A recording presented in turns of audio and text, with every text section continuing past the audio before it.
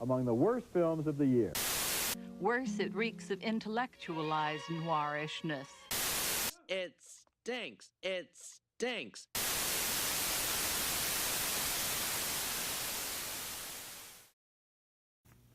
All right, we're going to try to do this like super quick. I just got back from Captain Marvel and I have to write a script. I can't just do a quick little review for it. So to get a previous review out of my head that I intended to do and put a little bit of time into, but that's not going to happen, at least not for probably a few weeks. I'm going to just rattle it on out here now and then get on to the Captain Marvel script, which will probably take a day or two to write. Anyway, if you haven't already, and I suspect you haven't based off the box office, yeah, go see Battle Angel Alita. It's all right. It's not bad, and it's actually a very high-quality production. Everyone involved in it seems to know what they're doing. It's just that it feels about 5 to 10 years too late. Namely, it's a Hunger Games / Harry Potter kind of thing, where a lone, seemingly adolescent protagonist has to discover what lies inside of them that's special, and there's a sport that makes it really convenient and super easy for them to do this, and the sport kind of plays a part in the overall kind of plot and the conflict, but you get a feeling that it's going to be erased and kind of removed as something that was juvenile if they eventually get a sequel. It has a weird setting. It's kind of like post-scarcity poverty.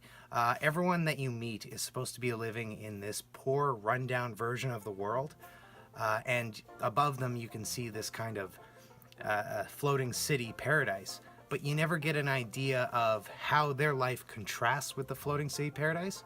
Like, everyone on Earth, it's dusty, but everything's kind of clean and bright.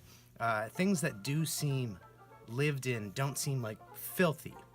Everyone has cybernetics of some sort, and it comes off as kind of hollow oppression because you don't see what the life of the people who are oppressing them get to live.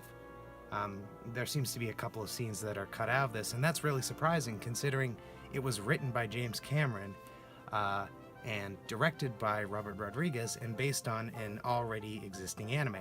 I feel like it's the kind of film that will do better when taken into consideration with its sequel, which I assume it will get, but based on the box office and the fact that now it's going to be running against Captain Marvel, maybe won't be happening.